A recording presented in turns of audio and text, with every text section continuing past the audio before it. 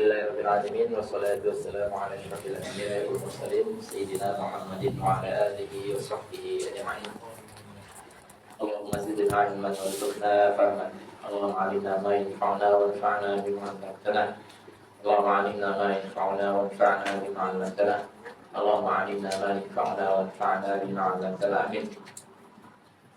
Kita lanjut. Sebelum kita lanjut apa yang ada di dalam kitab, ada yang perlu diterangkan juga tentang lanjutan dari kemarin saat kita membahas tentang wajib dari berbagai itibar. Ini kalian datang semua nggak sih? Kok kayak banyaknya rekam? Emang beda ya? Iya.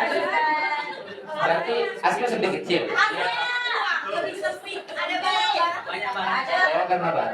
Tapi kayaknya terlepas barang enggaknya memang ini udah aja kali ya. Iya sih, dulu kita ngerasa gini, bangunnya gini berarti ini. Padahal kita lihat dari luar tetap peta gitu. Mungkin tata letaknya yang ini agak ke sini gitu kan. Sehingga kamar ini lebih kecil atau ini agak ke sana. Aspus sama juga. Apanya? Oke. Tapi yang penting datang semua ya. Banin. Ya, datang semua. Iya sih, emang lebih luas saja kayaknya. Di satu sisi nggak ada barang, di satu sisi lebih luas. Oke.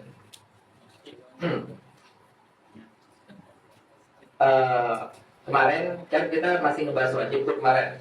Terus sebenarnya saya katakan ada 5 itibar kan, pas 4 kita selesai. Kenapa? Karena yang satu itibarnya itu agak lama. Ada yang satu itibarnya agak lama. Yaitu pembahasan wajib, tetapi saat dikatakan al-wajibnya itu itlaq wajib itu lebih kepada al-ibadah. Nih, yang itibar kelima. Jadi itibar kelima itu tidak benar-benar wajib aja, melainkan umum ibadah. Itu ibadah yang lebih umum. Ibadah yang lebih umum. Apa maksudnya ibadah yang lebih umum?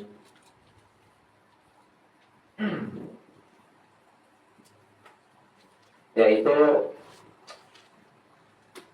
ya mencakup ibadah semuanya, baik yang wajib ataupun yang sunnah, itu maksudnya. Maka dikerucutkan kepada ibadah. Nah, ini sekarang kita ngebahas ini berarti al-ibadah masuk itibar wajib, tetapi lebih condong kepada ibadah secara umum. Al-ibadah itu umuman. Nah, ini nanti ada ininya lagi. Sebelum nanti kita ngebahas tentang hukum wajib nanti. Ibadah secara umum dari sisi, ini saya katakan tentang ibadah ya, dari sisi wuku'i amalihi, itu berarti wuku'i ibadah. Ini saya tuliskan aja.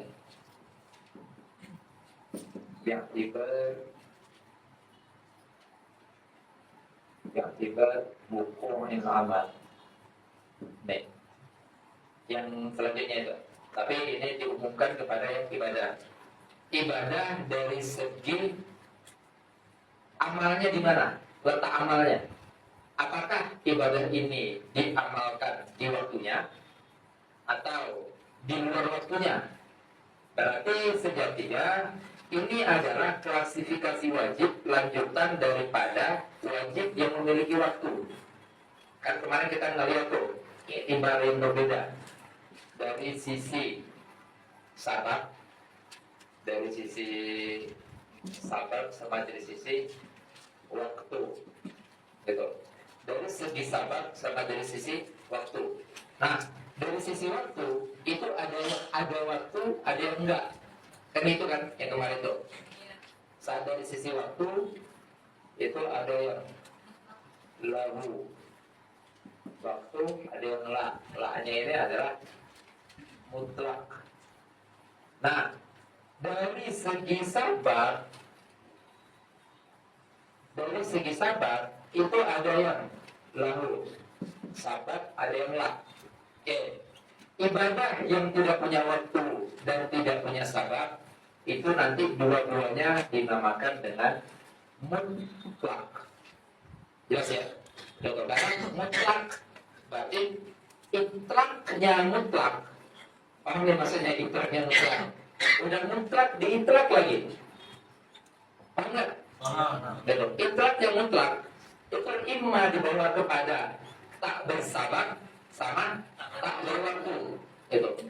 Itlaknya mutlak. Nah, sehingga saat dikatakan tak bersabab bisa dianggap sebagai mutlak.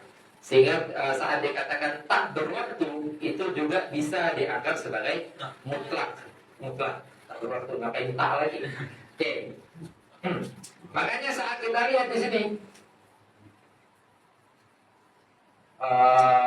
sholat sunnah mutlak, sholat sunnah mutlak. Nah, itu dia dikatakan mutlak dua sisi tuh. Imma si sholat sunnah ini tidak ada sebab, makanya akhirnya dikatakan dengan mutlak. Imma si sholat sunnah ini tidak ada waktu. Tidak ada waktu itu maksudnya adalah tidak ada waktu khusus yang diperuntukkan untuk sholat ini. Jelas? Salah satu hikmah daripada sholat sunnah mutlak itu adalah memperbanyak alamah. Apa maksudnya memperbanyak alamah? Apa maksudnya memperbanyak alamah? Memperbanyak asal. Apa maksudnya memperbanyak asal?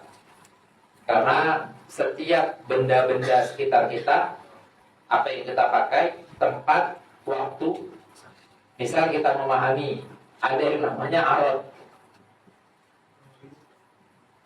ada yang namanya jauhar. Oke, gini aja. Setiap jauhariyah dan aradiyah dari al-ibadah kita itu nanti akan bersaksi. Jelas ya? Waktunya angin-angin yang suara kucing. Oh, saya kira ada jimun di belakang. Saya mau bilang, oke.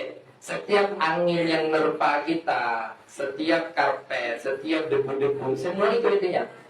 Waktunya, tempatnya, arahnya, jihadnya, semua itu akan menjadi saksi kita nanti. Baik saksi dalam kebaikan kita, yaitu ibadah, atau saksi dalam keburukan kita, yaitu maksiat. Nah, salah satu hikmah salat sunnah mutlak itu adalah untuk memperbanyak saksi.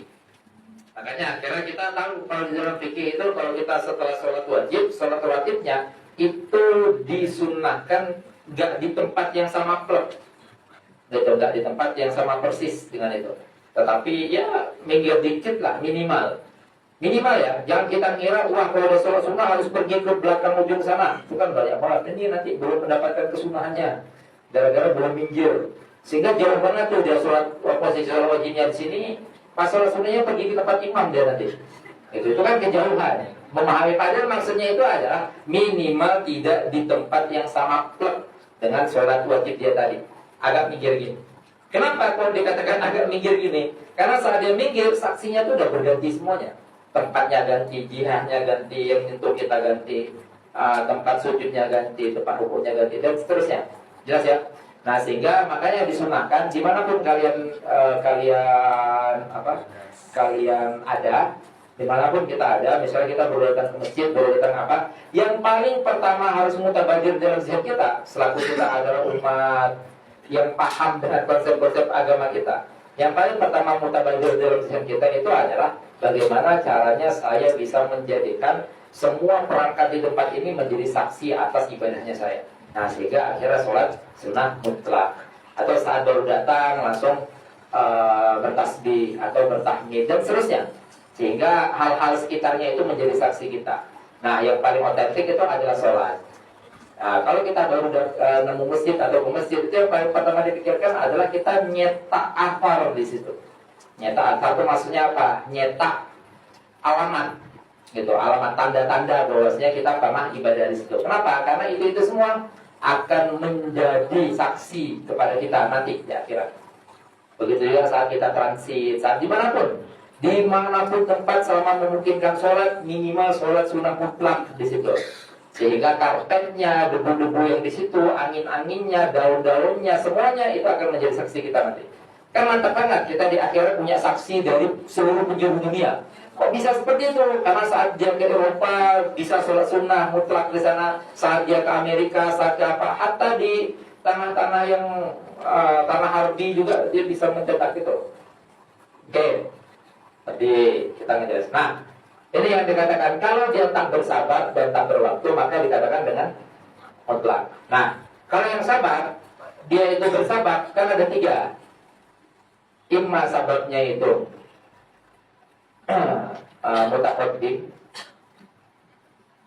mutaqaddim, imma sababnya itu muqarin, imma sababnya itu mutaakhir. Apa yang dimaksud sabab? Sabab itu adalah penyebab kita sholat. Penyebab kita sholat. Nah sekarang saya tanya nih, kita sholat, misalnya kan sholat wajib, sholat fardu lah, sholatul fardu. Ini kita lihat dari sisi usulnya ya, bukan kepada sisi bukan kepada sisi fikihnya, lebih kepada sisi alamnya. Sholat fardu itu kan ada qabliyah, ada yang ba'diyah. Nah, sabab sholat qabliyah itu apa? Sabab sholat qabliyahnya sholat fardu itu apa? Sabab sholat qabliyah, bukan sabab sholat fardu. Saya tanya, sabab sholat qabliyahnya sholat fardu apa? Sama. Misal, sabab wajib sholat fardu zuhur itu adalah istiwa.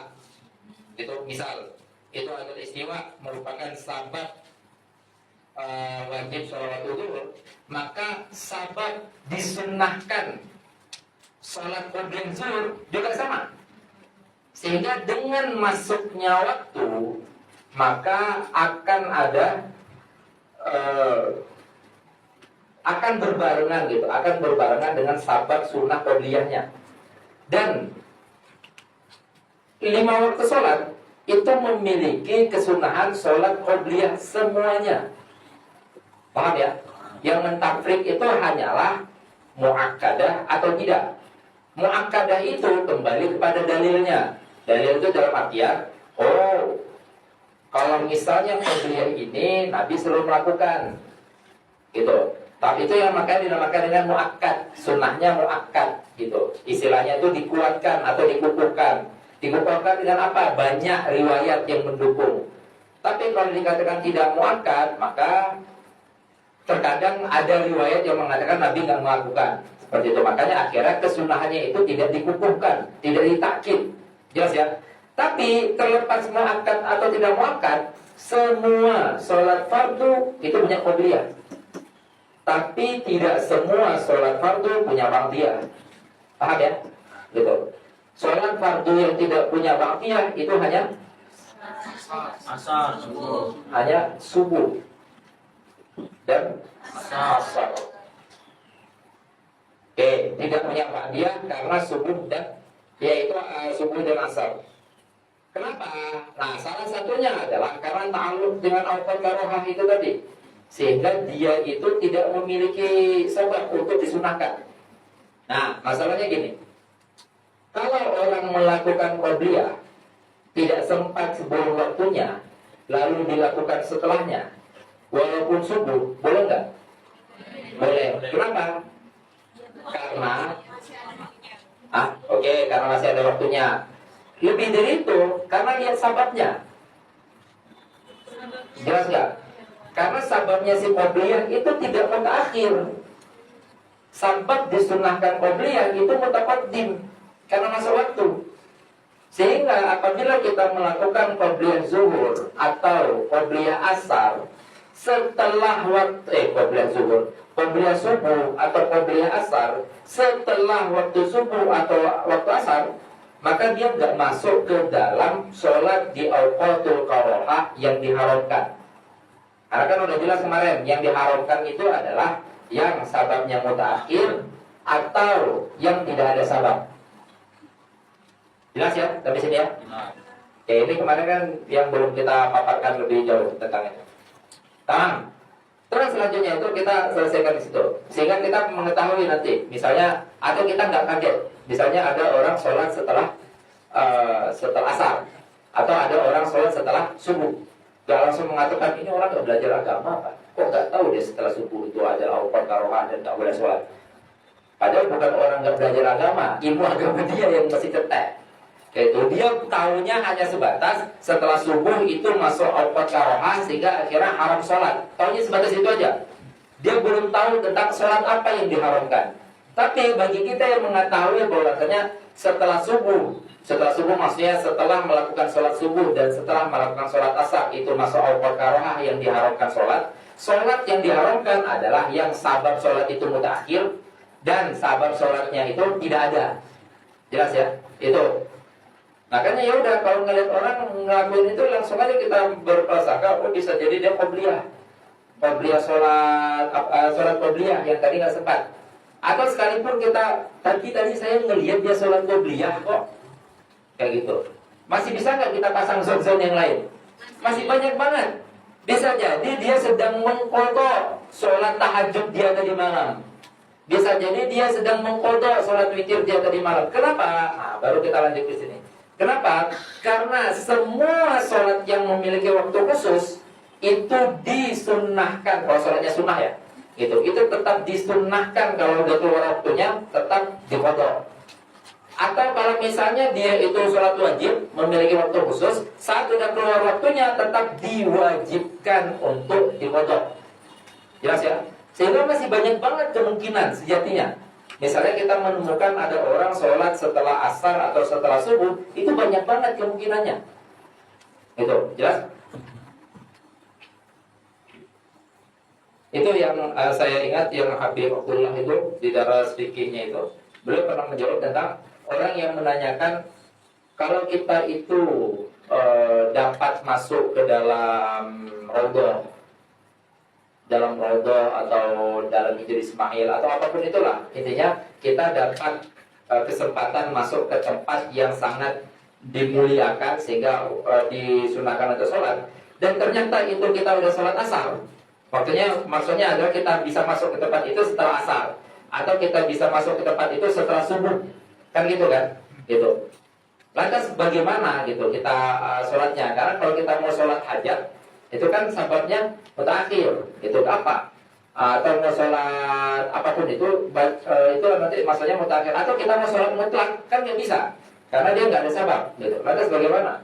Jawabannya masih segitu banyak opsi yang bisa kita lakukan. Kamu dalam sekian ratus hari di setiap tahun kamu, apakah kamu melakukan sholat witir setiap malam? Enggak. Ya udah qadha ini semua. Apakah kamu melakukan sholat tahajud setiap malam? Enggak. Ya udah qadha ini semua. Apakah kamu melakukan sholat qobliyah dan ba'diyah sepanjang 5 waktu seumur hidup? Enggak. Ya udah qadha ini semua. Itu berarti dalam artian apa? Gak usah bingung saat kita baru mengetahui nggak boleh sholat mutlak, lalu aku sholat apa? Banyak banget pasti opsinya. Nah itulah akhirnya yang membedakan ibadahnya orang yang memiliki ilmu sama yang enggak. Sehingga akhirnya dengan bertambahnya ilmu itu seharusnya mempertambah amal, bukan malah dengan bertambah ilmu amal makin berkurang. Oke. Sama baru kita lihat di sini. Lahu waktu. Nah, lahu waktu ini kita lihat dari sini. Berarti bi'tibaril wuqu'il amal itu difokus atau dikhususkan kepada yang memiliki waktu.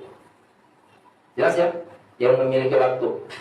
Berarti sekarang kita ngebahas ibadah dari segi di mana atau kapan dia ngelakuinnya. Apakah dia ngelakuin di waktunya atau dia ngelakuin di luar waktunya? Kebayang nih? Nah, pertama, nanti ada dua sisi.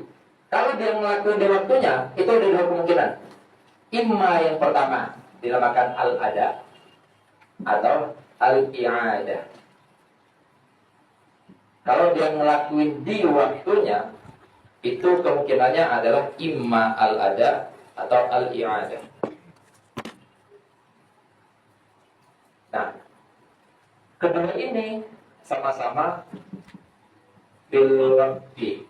Keduanya, al-ada itu di waktunya, al-i'adah itu di waktunya.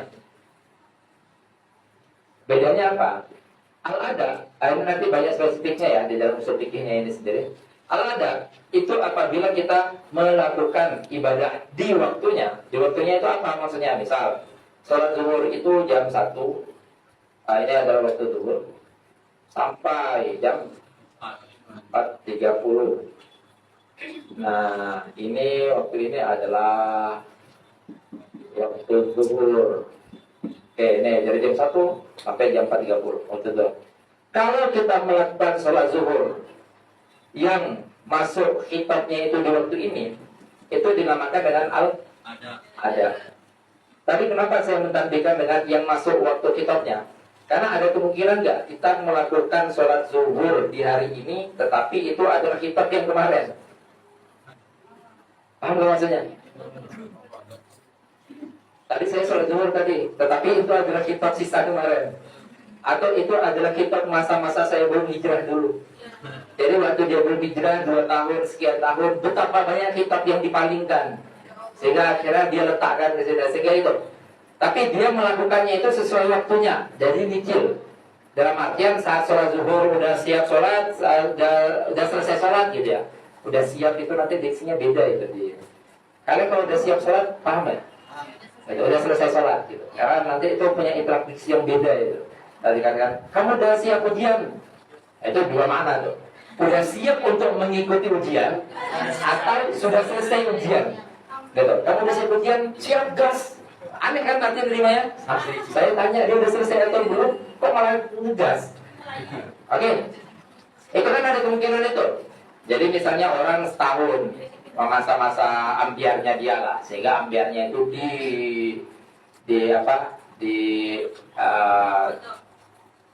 apa ya istilahnya ya, masa-masa hancurnya lah ibaratnya gitu, masa-masa hancurnya terus palingkan ke agama kayak gitu. Akhirnya dia merasa gini-gini akhirnya setahun nggak sholat, lalu sholat lagi. Nah sholat lagi dia ngerasa nggak kuat kalau misalnya dalam sehari 2 hari langsung menyelesaikan semuanya, tepat juga itu. Akhirnya dia menyicil. Berarti selama setahun setiap habis sholat wajib dia sholat qadha, tetapi sesuai waktunya. Kan aman kayak gitu, nyicil. Oke. Al-ada. Nah, sehingga kan ada kemungkinan. Maka tadi saya katakan, orang melakukan sholat zuhur di waktu zuhur dengan khitab zuhur yang itu. Karena kalau misalnya nggak dipasang tanbih itu, poin itu, kita akan memahami, loh ada kok gambaran orang melakukan sholat zuhur di waktu zuhur, tetapi bukan ada. Paham ya maksudnya? Maka saya katakan orang melakukan sholat zuhur di waktu zuhur dengan khitab zuhur itu. Karena bisa jadi dia melakukan sholat zuhur di waktu zuhur dengan khitab zuhur kemarin, atau dengan khitab zuhur setahun yang lalu, atau dengan khitab dan seterusnya. Jelas nih? Nah, kalau dia lakukan di sini dan sah, dalam artian apa? Dia melakukan pertama kali. Seperti itu, dia melakukannya pertama kali. Seperti itu nanti keontentikan sholatnya itu dinamakan dengan sholatul ada. Sholat ada. Paham ya? Betul. Atau dia melakukan yang kedua kali dikarenakan yang pertama nggak sah. Paham? Orang sholat zuhur, udah itu gitu. Orang sholat zuhur, yang pertama dia ngerasa, wah tadi kayaknya ada najis, berarti kan nggak sah tuh sholat pertamanya. Lalu dia sholat lagi, sehingga kan saat dia sholat lagi itu kan sholat dia yang kedua. Hanya saja setelah yang pertama nggak sah. Paham nih? Itu juga dinamakan dengan al-ada. Paham ya? Nah, terus setelahnya tadi ada yang dinamakan dengan i'adah atau al-i'adah. Setelahnya ada yang dinamakan dengan i'adah. I'adah itu banyak kualitatifnya. Salah satunya adalah orang melakukan ibadah di waktunya yang kedua kalinya setelah yang pertamanya itu sah. Jelas? Itu orang melakukan ibadah, misal sholat zuhur. Orang melakukan sholat zuhur di waktu sholat zuhur dengan kitab zuhur itu tadi, tapi dia melakukan yang keduanya, yang kedua kalinya dengan koridor sholat yang pertamanya itu sah. Jelas? Itu nanti sholatnya dinamakan dengan i'adah. Paham nih? Biar apa kayak gitu? Biar apa kayak gitu? Itu nanti banyak ininya alasannya. Biar karena mencari afdoliyah. Jadi sholat i'adah itu termasuk sholat yang afdol. Misalnya dia sholat pertama sendiri, baru setelah sholat pertama sah dan dia melihat datang jamaah. Lalu orang sholat berjamaah, akhirnya ikut lagi dia. Nah itu dinamakan dengan sholat mu'adah. Sholat i'adah. Boleh dong. Siapa yang nggak mau bolehkan? Paham ya maksudnya? Nah, nanti kalian saat belajar di fikih, maksudnya, atau nggak tahu saya kalian udah sampai situ atau enggak, kalian akan menemukan ada beberapa sholat. Ini jadi konsepnya di kebalikan sana, tapi ini saya bahas dari sisi usul fikihnya. Ada yang dinamakan sholat jamaah. Tahu sholat jamaah ya? Tahu. Yang penting tahu aja dulu. Terlepas jamaah atau enggak, pokoknya tahu aja dulu. Ada yang dinamakan sholat jamaah. Jamaah itu akan terrealisasi jamaah. Apa syaratnya? Ada imam, ada makmum, kayak gitu terus. Di samping itu, yang paling inti, yang membuat akhirnya, misalnya ada orang nih, ada saya nih, saya ikut ke dia. Apakah itu harus dikatakan jamaah? Niat siapa? Niat makmum, terus lah, niat makmum saja. Jelas ya? Berarti maksudnya apa? Jamaah akan terrealisasi sebagai jamaah apabila ada seorang makmum, gak mesti seorang ya. Intinya ada makmum yang menobatkan diri sebagai makmum, sehingga akhirnya dia ngikut sholatnya seseorang, terus dia meniatkan makmuman. Nah dengan itu akhirnya membuat mereka ini jamaah. Nah sehingga kalau membuat mereka ini jamaah, berlakulah semua aturan-aturan jamaah. Jelas nih? Sehingga kalau kita mau merealisasikan jamaah, apakah disyaratkan harus nafil imam? Enggak. Itu enggak ada. Itu enggak ada persyaratan sama sekali. Karena inti daripada merealisasikan jamaah itu adalah ada makmum yang menobatkan diri sebagai makmum. Walaupun si imam nggak tahu, atau sekalipun si imam tahu, karena dia tahu si makmumnya ini orang yang nggak dia suka, dia nggak mau dia jadi imam. Nah walaupun kayak gitu, kebayang nih, wah makmumnya si kampret ini pula nih yang jadi makmum aku ini. Udahlah, jauh lah aku gini kan. Dikejar juga semuanya. Bagaimana lo ada? Itu senjata nggak dikejar pun nggak apa. Karena selama di dalam masjid, itu nanti merembet lagi ke hukum sholat di masjid. Intinya masjid itu adalah sesuatu yang diniatkan sebagai masjid. Itu adalah masjid. Jadi masjid itu bukan bangunan ya. Itu jangan salah paham itu. Masjid bukan bangunan. Masjid itu adalah tanah yang diniatkan sebagai masjid. Kayak gitu. Atau tanah yang diwakafkan, tetapi wakifnya itu mengatakan ini saya wakafkan untuk masjid. Mujarad niat, tanahnya itu langsung jadi masjid. Sehingga kalau dikatakan tanahnya itu langsung jadi masjid, apa? Berlaku hukum masjid. Orang haid nggak boleh mukif di situ. Beda ya antara ubur sama mukif. Mukif itu berdiam diri. Kalau ubur doang lewat itu boleh. Kalau al-muktu itu nggak boleh. Orang haid nggak boleh muktu di situ. Kita bisa i'tikaf di situ. Kalau kita lagi berhadas besar, banin lagi berhadas besar, nggak boleh juga mukif di situ. Walaupun itu masih tanah kosong, masih bersampah-sampah. Misalnya ada nih tempat sampah, bekas tempat sampah, itu udah si pemilik tanahnya mengatakan ini saya wakafkan untuk masjid. Langsung mujarad niatnya itu jadi masjid. Jelas nih maksudnya.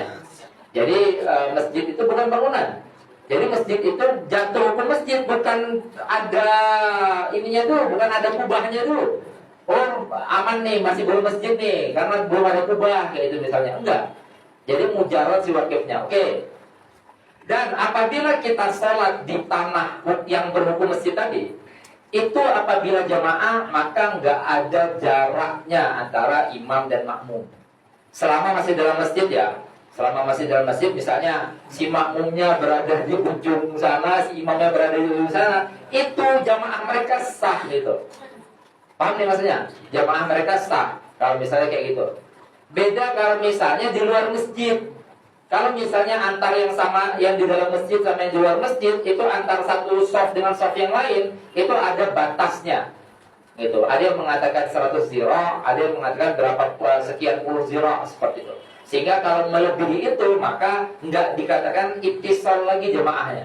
Oke, itu nanti hukum di dalam jemaah. Alat yang mau saya bahas di sini nih, untuk menjelaskan tentang ini. Jadi jemaah itu terrealisasi di niatil siapa? Makmum. Niatil makmum. Oke, jamaah itu terrealisasi dengan niatnya makmum, walaupun si imam tidak niat imam. Paham ya? Karena sama sekali tidak disyaratkan jamaah itu terrealisasi, yaitu niatnya imam. Itu tidak disyaratkan. Sehingga sekalipun kita nggak nepuk, nggak, itu nggak disyaratkan. Tapi kenapa kalau kita sering ngelihatnya orang nepuk? Bahkan kalau di Mesir lebih ekstrim lagi, bukan sekedar nepuk, didorongnya gitu itu. Wah, gini ini nanti itu. Misalnya ada si ini di sini, dia didorongnya memang. Misalnya kita di dalam mazhab Syafi'i itu nggak boleh ada gerakan 3 kali berturut-turut. Misalnya kayak gini, ini aja, ini ke sini, itu sekali, ini sini 2. Sehingga kalau misalnya kita gini, gini, dan gini, itu udah 3 kali berturut-turut, dan itu udah membatalkan dalam mazhab kita. Makanya akhirnya pelan, gini, gini, baru sampai titik di mana nggak dianggap itu ittisal, baru gini, gini, kan pelan gitu biasa. Nah kalau orang Mesir itu nggak langsung, misalnya imam lagi ganti langsung aja gini aja dia, gini aja. Kita pas ngelihatnya ya kita harus aja nggak semuanya Syafi'iyah gitu, ya aman itu. Ada yang susahnya kalau misalnya kita yang lagi jadi imam. Misalnya kita lagi sholat sendiri, udah tuh ada orang Mesir yang mau makmuman sama kita, itu memang beneran didorong. Betul didorongnya, begininya kita itu. Itu udah gini-gini lah. Ini apa ini? Maksudnya nggak ada iktiraf sama sekali dalam ibadah itu. Itu masih penting itu. Kalian belum lagi ngerasa kalau misalnya di Masjidil Haram itu lebih lagi itu. Kita lagi sujud, kepala kita gini ya sama dia. Ngerinya di sana itu. Sap gitu, langsung aja loncat itu gini-gini aja itu. Ngeri banget asli. Gitu. Makanya kita kayak apa istilahnya budaya kita di Indonesia atau lebih umumnya Asia Tenggara itu kita bersyukur karena budaya iktiram kita tinggi sehingga akhirnya itu masuk ke dalam budaya beragama kita. Kita iktiram banget, kita mengatakan orang-orang sholat atau apa itu sakral banget itu. Oh mereka enggak, adi banget ya agama itu. Nah, dari sakral. Oke, niatul makmum ya, niatul makmum. Nah, oke tadi kenapa kok banyak orang yang nepuk? Misalnya di Indonesia seakan-akan itu udah menjadi syariat gitu kan. Jadi misalnya ada orang sholat, terus kita nggak nepuk. Kok kamu nggak nepuk saya sih? Malah gitu. Kan jadinya malah jadi yang nepuk, yang syariat itu nepuk atau enggak kan gitu. Jadi kebalik karena udah sering terjadi sehingga akhirnya itu yang jadi syariat. Nah, tapi kita tetap bisa menjawab secara ilmiah. Lantas kenapa kok banyak orang nepuk? Nah, orang nepuk itu dalam rangka untuk memberi kabar ke imam bahwasanya saya jadi makmumnya kamu loh. Gitu. Karena kan kalau nggak gitu dia nggak tahu saya menjadi makmumnya kamu. Kalau kamu mau mendapatkan afdoliyah jamaah, maka kamu niatkan imam. Jelas kan nih? Kan tadi dikatakan jamaah untuk terrealisasi jamaah niatul makmum. Tetapi kalau misalnya hanya niat makmum saja, jamaah terrealisasi, tapi afdoliyah jamaah tidak didapat sama si imam. Paham ya? Gitu. Afdoliyah jamaah tidak didapat sama si imam. Kayak gitu. Makanya akhirnya nepuk memberi kabar, saya makmum kamu, kamu silakan niatkan jadi imam. Gitu. Nah, dari sini kita mengetahui bahwasanya sholat jamaah itu niat imam wajib enggak? Enggak. Jelas ya? Tapi niat imam, kalau misalnya dia mau mendapatkan afdoliyah jamaah, ya dia niatkan menjadi imam. Jelas nih? Nah, baru nanti di dalam fikih kalian akan melihat setelah konsep ini nih, kalian akan melihat bahwasanya dalam jamaah niat imam itu tidak wajib jamaah, tapi niat makmum wajib jamaah kan? Gitu. Niat makmum wajib jamaah. Berarti alat gini, dalam sholat jamaah ada orang yang tidak diwajibkan untuk niat jamaah. Kebayang ya? Betul. Dalam sholat jamaah ada orang yang tidak diwajibkan untuk niat jamaah. Gitu. Kecuali di beberapa sholat. Nanti ada 4 sholat. Gitu. Tapi saya katakan kecuali di beberapa aja, karena nanti kalau disebut bapaknya itu bahas satu persatu. Kecuali di beberapa sholat. Yang dimana di sholat ini semua yang terlibat di situ wajib niat jamaah. Berarti baik imam atau makmum. Paham nih? Kenapa? Karena ini adalah sholat yang wajib jamaahnya. Gitu.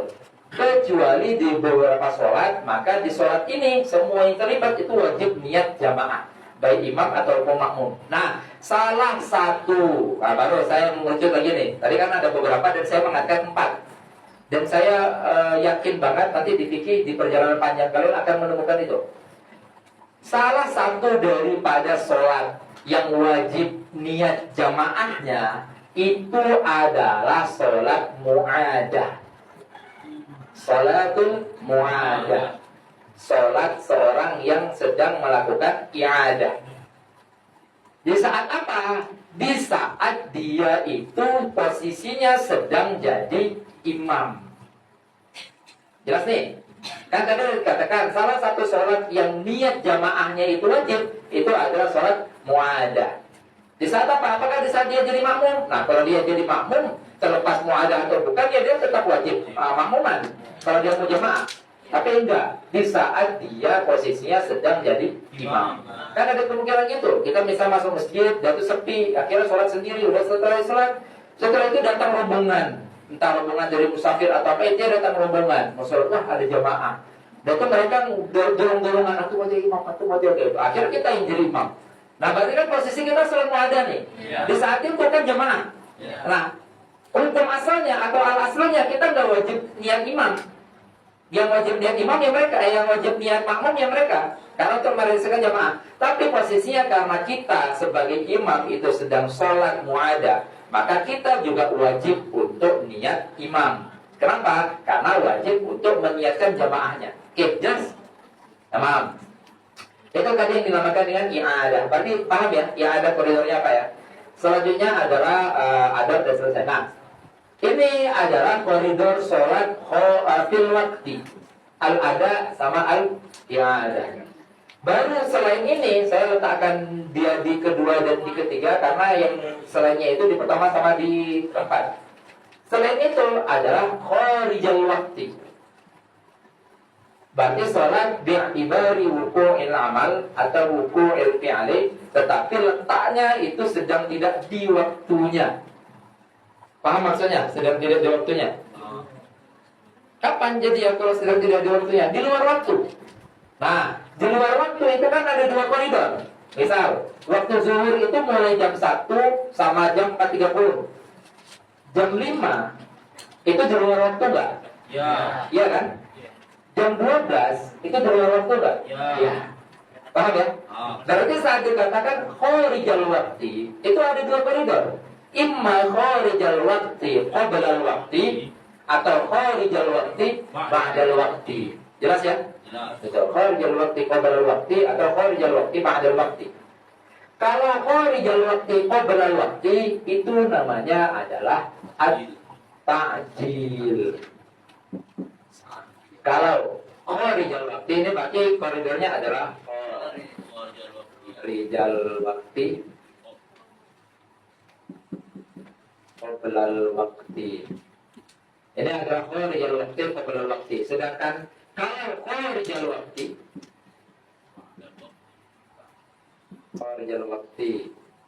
ba'dal waktu, ini adalah al-qadha.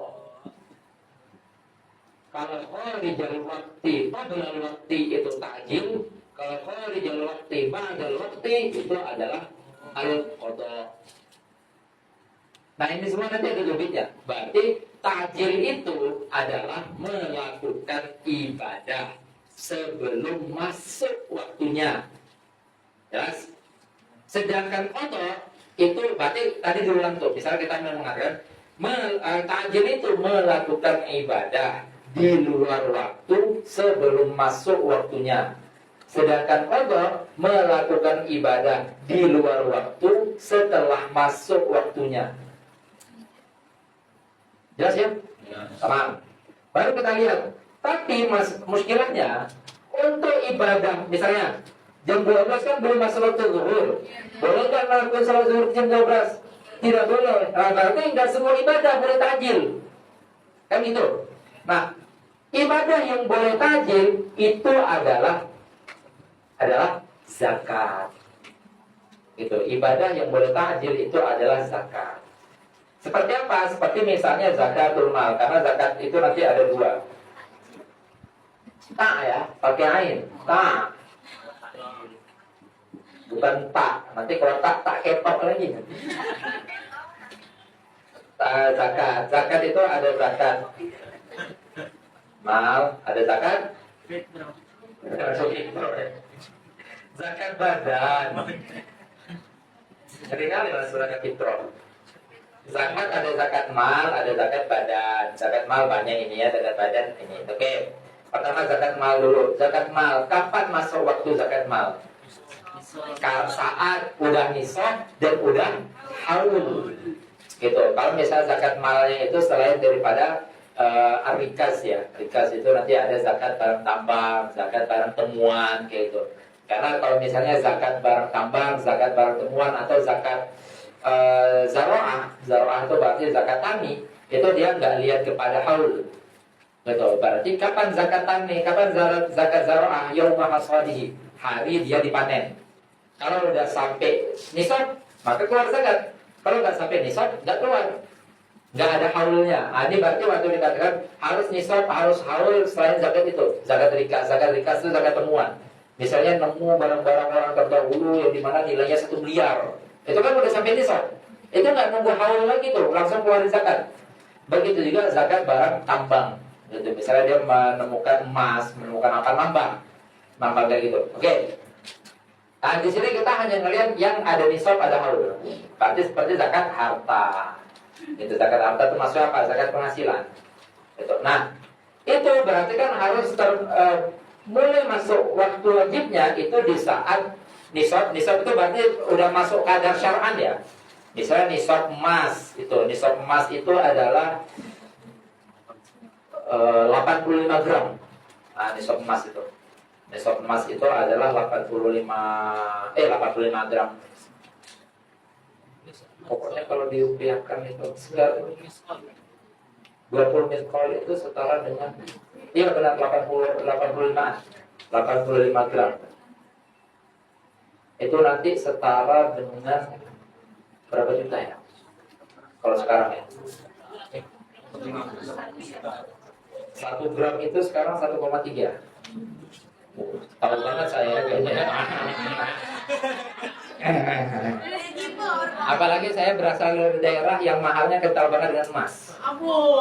Gimana Rol? Berapa mayam di Biren Rol? Di Biren berapa mayam Rol?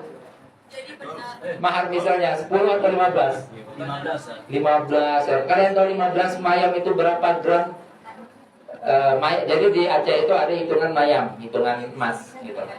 15 mayam itu setara dengan lebih 70 lah, 70 gram lebih, 70-an. Karena satu mayam itu 3,3.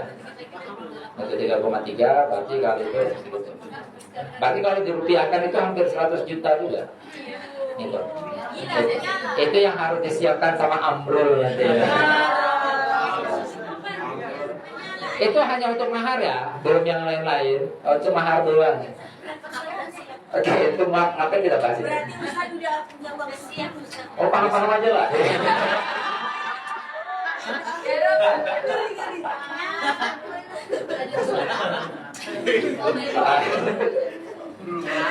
Aduh, jadi nggak fokus lagi saya. Zakat mal. Ada nisab, ada al-haul. Oke, berarti terrealisasi dua ini. Nah, saat haul itu berarti berlalu setahun ya. Berarti misalnya ada orang punya harta, udah itu sampai 85 gram emas, kayak gitu. Dan emasnya itu nggak dipakai untuk perhiasan. Makanya kemarin kan ada pembahasan tentang hulil mubah kan. Hulil mubah itu adalah emas atau perak yang dijadikan perhiasan. Maksudnya dijadikan perhiasan itu apa? Dibeli dengan niat untuk dipakai. Seperti itu. Nanti kalau misalnya barang-barang yang dibeli dengan dia dipakai itu nanti masuknya aset. Makanya rumah yang sampai puluhan miliar itu kan dipakai. Sehingga akhirnya itu nggak wajib zakat. Mobil misalnya punya Lamborghini 15 miliar itu nggak wajib zakat karena dipakai. Seperti itu. Nah muskilahnya itu adalah dibeli untuk disimpan. Itu nanti yang muskilahnya itu. Seperti misalnya emas nanti seperti itu. Emas kalau dibeli memang niat untuk disimpan, maka dia itu nanti wajib zakat. Tapi kalau dibeli dengan dipakai maka enggak. Nah kalau cowok misalnya ngebeli banyak, ya nanti suruh pakai sama ininya, sama saudara-saudaranya gitu. Kalau belum punya pasangan gitu maksudnya, maka disuruh pakai sama saudara-saudara biar nggak kena zakatnya itu. Tamam. Nah, apa? Pertanyaan ini kan bukan nanya emas saya berapa kan? Nanti ada tanya Ustaz udah persiapin berapa gitu. Kaget kalian dengarnya nanti gimana? Gimana? Emas antam itu loh, Ustaz. Ya. Nah, kalau kita dikado emas antam, itu kan pentingnya kita simpen doang. Ya. Terus Ya itu kalau udah sampai nisab maka wajib zakat. Kalau udah sampai nisab sampai haul maka wajib zakat. Emang udah berapa ratus gram punya emas antam? Ngeri sekali. Dan paham ya, nggak cuma nisab ya, sampai haul. Nah ini gini, ini yang mau saya sampaikan adalah dia boleh diwajibkan di saat ini sudah terpenuhi. Tetapi apakah boleh kita membayar sebelum sampai haul? Boleh. Paham ya? Nah saat mengeluarkan zakat sebelum haul, misalnya pertama kali sampai nisab langsung dia keluarin zakat. Padahal udah wajib atau belum tuh? Belum. Kapan wajibnya? Setelah setahun itu. Kalau misalnya dia punya harta sampai nisab, wajibnya setelah lewat setahun. Kalau setelah lewat setahun hartanya masih sampai nisab, maka wajib keluar zakat. Kalau enggak, maka enggak wajib. Nah, tapi ada orang karena memang dermawannya kayak gitu, setiap dia sampai nisab langsung keluarin. Padahal tahun depan bangkrut, misalnya kayak gitu. Padahal tahun depan udah habis, misalnya. Nah, kayak orang-orang dermawan itu seperti itu. Orang-orang dermawan itu misalnya ada orang kaya raya, tapi nggak zakat. Nah, itu ada dua itu konotasinya itu. Imma karena dia luar biasanya dermawannya, atau karena dia luar biasa pelitnya. Sehingga di saat udah mau sampai nisab dipinjamkan ke orang. Sehingga akhirnya kan berkurang nisabnya itu. Dan mau sampai awal dipinjamkan ke orang. Sehingga akhirnya berkurang nisabnya, nggak wajib zakat. Berputar lagi pelitnya. Tapi ada yang dikarenakan begitu dermawannya. Salah satu riwayat yang masyhur banget itu adalah Imam Laits. Imam Laits itu siapa? Salah satu gurunya Imam Syafi'i. Beliau itu dikatakan orang kaya raya, tetapi nggak pernah zakat. Itu konotasinya negatifnya luar biasa. Kenapa? Karena selalu habis untuk sedekah. Hartanya segitu banyak, tapi selalu habis, sehingga nggak pernah sampai nisab.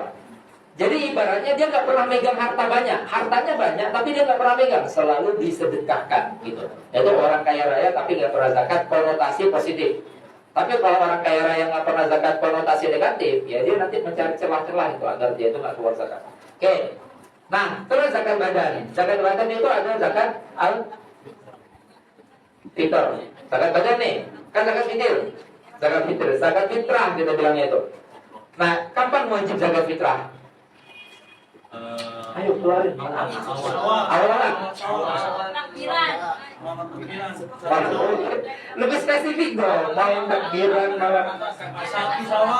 Satu satu orang. Gimana Cim? Saya tanya kapan wajib? Wajib. Itu sebelum Satu Syawal. Aywa, benar tak ada maghrib, tapi saat tenggelam matahari. Oke. Jadi gini, ada berbeda. Ini saya jelasin lagi-lagi dari perspektif usul fikihnya ya. Jadi walaupun nanti kalian akan mendapatkan istifadah besar dari fikihnya. Akhirah Ramadan sama awal Syawal. Akhir Ramadan sama akhir Syawal. Oke. Dalam kalender Hijriah, kapan perpindahan hari?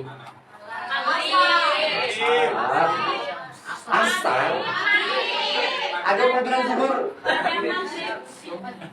Kapan perpindahan hari itu adalah ghurubus syams. Gitu.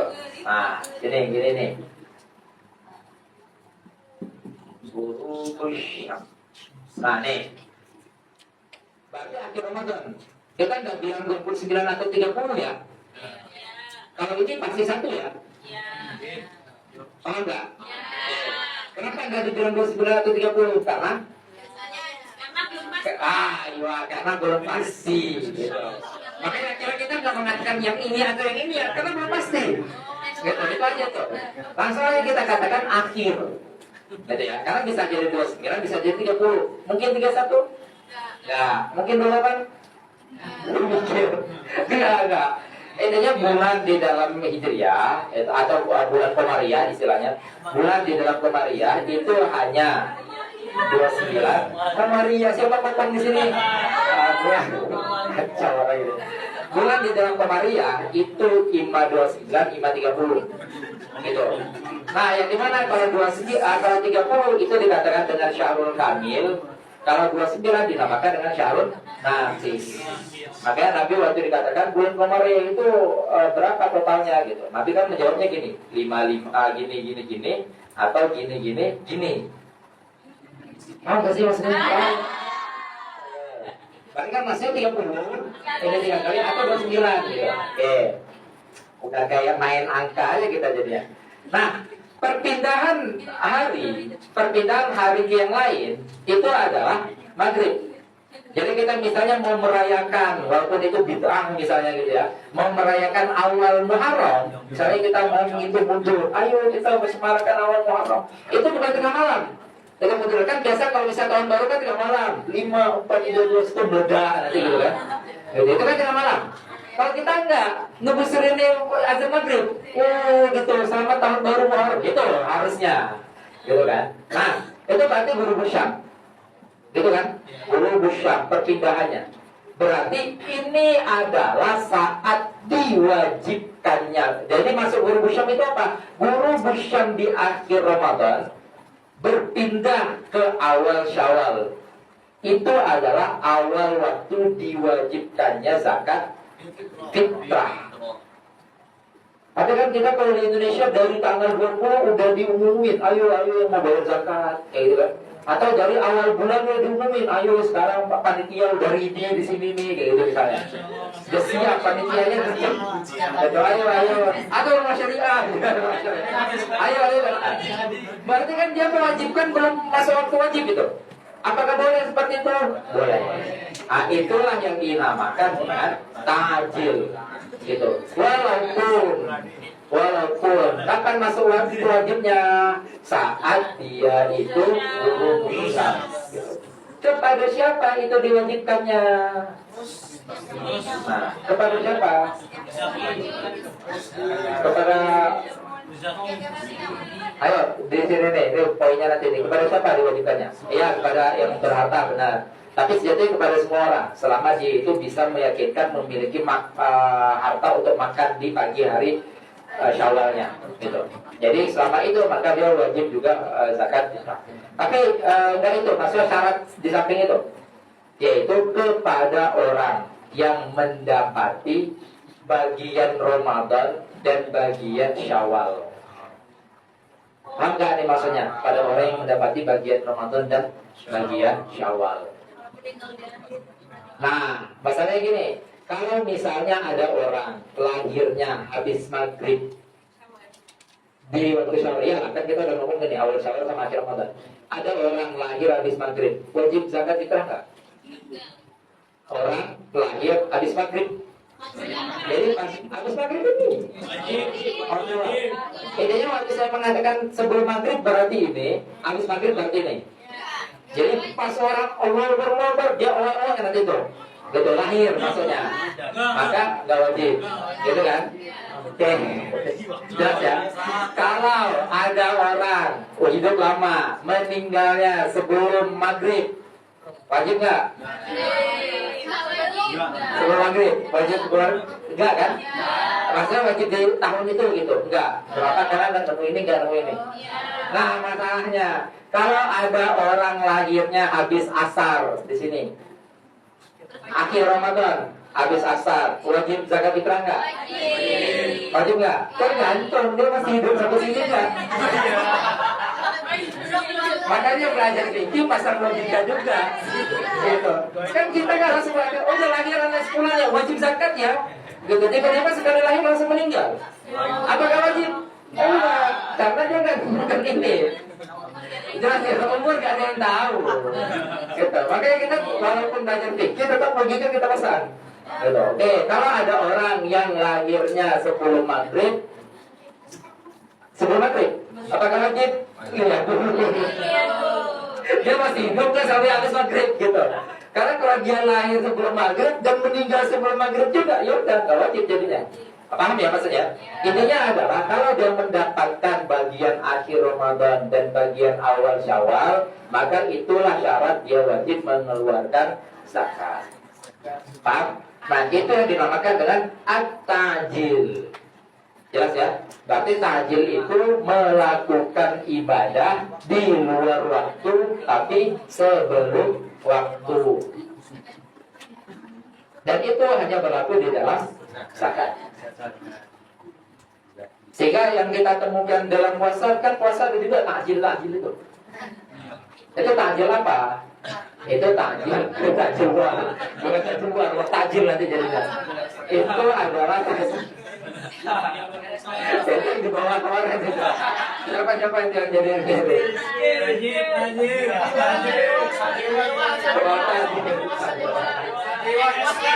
Oke. Nah, kenapa kalau itu dikatakan tajil? Apakah di puasa ada tajil? Tajil mana ini? Gak ada. Gak ada tajil. Nah, tajil yang di situ diambil dari hadis Nabi. Waktu apa? Waktu kalau berbuka puasa maka disunahkan tajil. Maksudnya apa disunahkan tajil? Disunahkan untuk mempercepat buka. Jadi kalau misalnya kita udah buka nih, nanti dulu lah masih 1 jam lagi nih misalnya, itu makruh tuh jadinya tuh. Atau misalnya udah buka nih, nanti dulu lah masih tahan nih, masih tahan untuk enggak minum, enggak lapar nih, masih kuat misalnya kayak gitu. Itu enggak, itu tidak disunahkan. Nah itu yang dinamakan dengan tajil. Tajil itu maksudnya apa? Menyegerakan. Tetapi bukan juga waktu belum masuk waktunya. Nanti, aku belum tahu usul fikihnya, kayak gitu nanti misalnya. Jam 5, bukan masih jam 8, ini namanya tajil. Dalam waktu, kok belal waktu gitu nanti. Saking salah pahamnya orang belajar itu. Enggak, kayak itu maksudnya adalah dalam berbuka. Kalau berbuka itu disunahkan tajil, kalau sahur disunahkan tajil. Tajil itu maksudnya apa? Mengakhirkan. Takhir, yaitu mengakhirkan. Jadi sebelum kalau mau mendapatkan kesunahan itu pas sudah mau dekat-dekat azan subuh. Sudah mau dekat-dekat azan subuh kita itu. Tapi itu tajil, dan tajil yang berarti menyegerakan dan mengakhirkan, bukan melakukan sebelum waktunya. Jelas ya? Nah, itu tadi yang dinamakan dengan tajil, yaitu melakukan ibadah sebelum di luar waktu, sebelum waktu. Nah terakhir ada yang dinamakan dengan qadha. Paham ini? Qadha itu melakukan ibadah di luar waktu, setelah waktu. Itu. Melakukan ibadah di luar waktu, setelah waktu. Di luar waktu, setelah waktu. Ini waktu zuhur udah habis dulu. Belum ya, masih sejam lagi berarti. Nah berarti kalau seandainya masih ada yang belum sholat zuhur lalu sholat zuhur, maka itu tidak dinamakan qadha. Tapi kalau misalnya melakukannya di luar waktu, maka itu dinamakan dengan qadha. Nah qadha ini ada pembahasannya sedikit untuk bekal kalian. Kalau habis semuanya.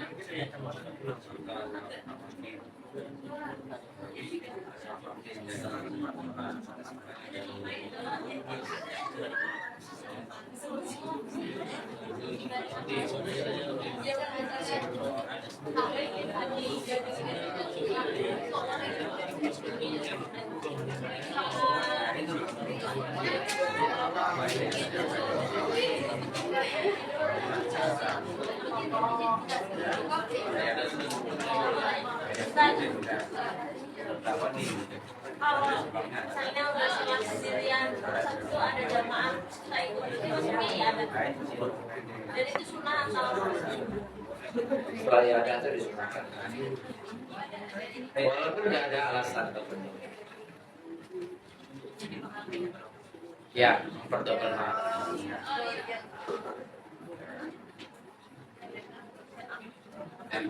Mau langsung lanjut atau istirahat dulu kali ya?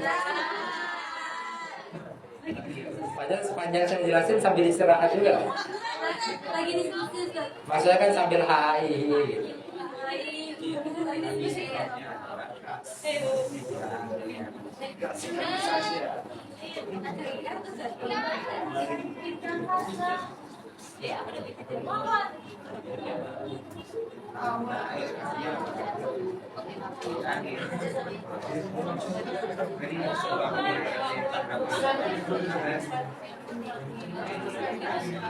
Ya.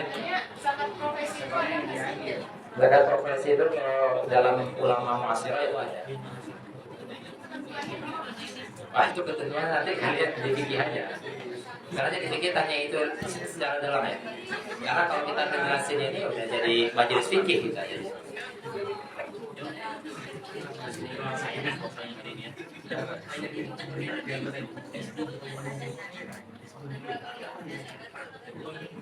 Ya, bentar ini Anissa ya? Ah, ya, benar. Kan ibadah yang diimami tapi yang pertama itu ada keadaan sama. Ya, Kalau misalnya berapa saja ada juga, masih ada.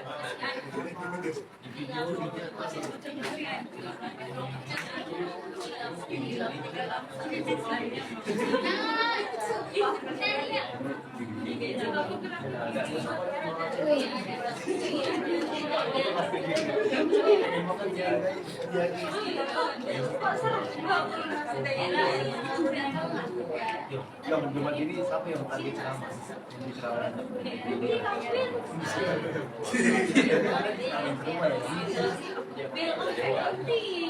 Dari bagi saja rumah ya.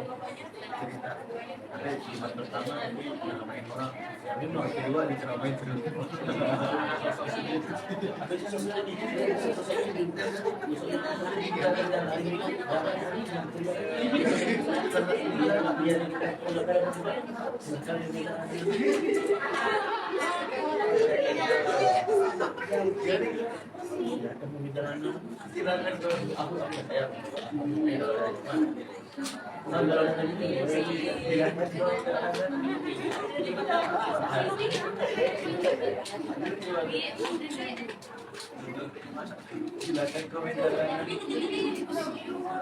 Ganas sekali mereka ini.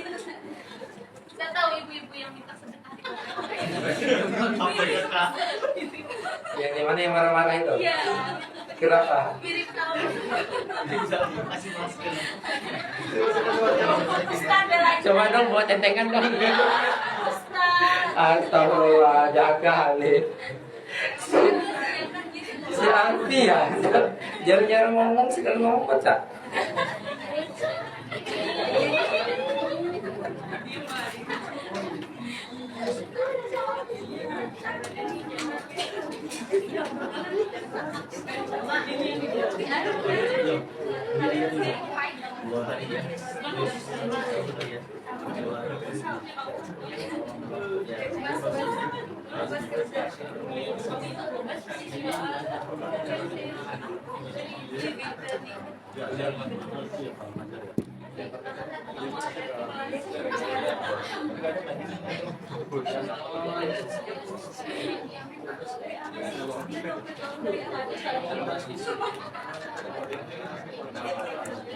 Vira orang Gus ya?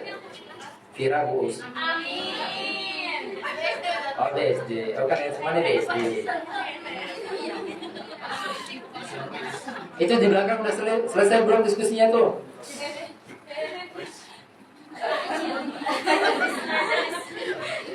Masih sibuk sama takjil kayaknya. Lanjut.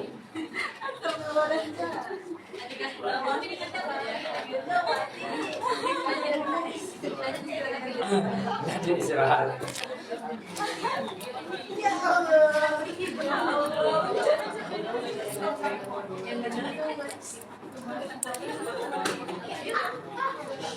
Oke, kita lanjut ya. Tadi kita udah melihat ada yang namanya nah, kodok ini juga nanti ada dobitnya. Kodok itu terkhusus sholat. Nanti tarifnya itu ada tambahannya. Intinya kodok itu melakukan ibadah di luar waktu setelah waktu. Gitu. Melakukan ibadah di luar waktu setelah waktu. Nah biasa nanti kalian kalau misalnya ngelihat tarifnya itu di kitab-kitab itu nanti ada tambahan al-a'zamul ibadah, ada dobit itu melakukan ibadah atau melakukan sebagian besar ibadah. Ada bahasa seperti itu, melakukan ibadah atau melakukan sebagian besar ibadah di luar waktu setelah waktu. Kenapa ada dobit itu? Karena gini, nanti ini bagiannya ini khusus kepada sholat. Dan ini kita lihat dari perspektif usul fikihnya. Khusus pada sholat. Sholat, apabila dia dilakukan, kayak tadi itu, habis ini, terus ini jam 1, ini jam 4.30. Nah, apabila orang melakukan sholat zuhur, di ujung banget, kalau dia masih bisa mendapatkan 4-4-nya di sini, maka itu adalah nggak ada foto-fotonya sama sekali tuh. Atau dia mendapatkan 2 rakaat doang di sini, 2 rakaat doang, maka itu ada. Paham ya? Atau dia mendapatkan 1 rakaat doang. Kalau misalnya dia mendapatkan 4-4-nya ada. Kalau mendapatkan 3, berarti kan satunya di sini. Jelas nih. Maka itu ada. Atau 2 di sini, 2 di sini. Maka itu ada. Atau 1. Itu 1 di sini, 3 di sini. Itu dan luar biasa kali itu. Itu sholat baru 1 rakaat udah azan asar, 3 rakaatnya berada di waktu asar. Itu. Atau 1 rakaat di sini, 3 rakaat di sini. Maka itu ada. Kalau dia nggak sampai 1 rakaat, tetapi masih ada. Jadi sebenarnya rakaat yang dimaksud di situ ada. Kalau dalam hal ini, rakaat yang dimaksud di situ adalah rukuk. Oke. Di sini nanti saya paparkan dulu tentang itlaq rofa'ah. Rofa'ah itu ada 2 itlaqnya. Yang pertama adalah ar-ruku'. Yang kedua adalah sajadatain. Paham gak nih? Sajadatain, 2 sujud. As-sajadah.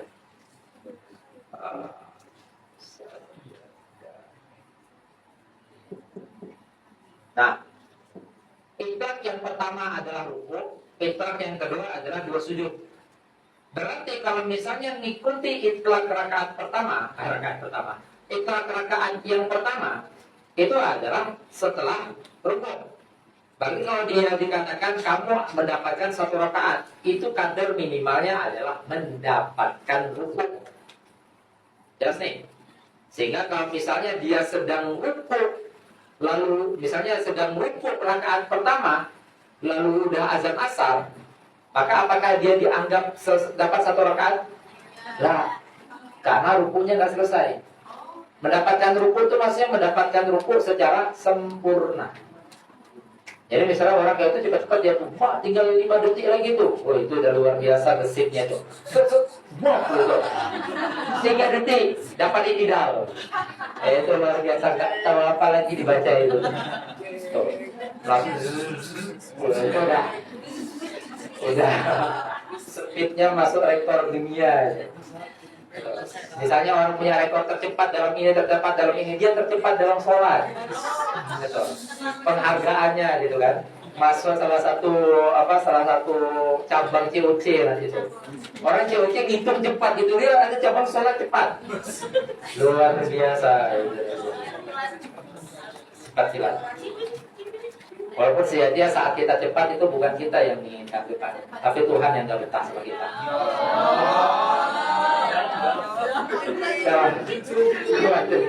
Tapi itu kan benar. Yang membuat kita ibadah itu kan Tuhan. Kalau ibadah kita kayak gitu ya berarti Tuhan yang gak ingin kita ibadah khusyuk sama Dia. Ya Rob, siapa yang kayak gitu ya? Oke, itu tadi ya iklan pertama ruku ya. Berarti dia setelah ruku maka dianggap mendapatkan satu rakaat. Itu mendapatkan rakaat. Berarti kalau dia itu mendapatkan ruku, bahasa seperti itu. Mendapatkan ruku, cepat-cepat rukunya. Begitu juga kalau misalnya udah dapat imam, dia akan dianggap mendapatkan imam di rakaat itu apabila dia mendapatkan ruku bersama imam.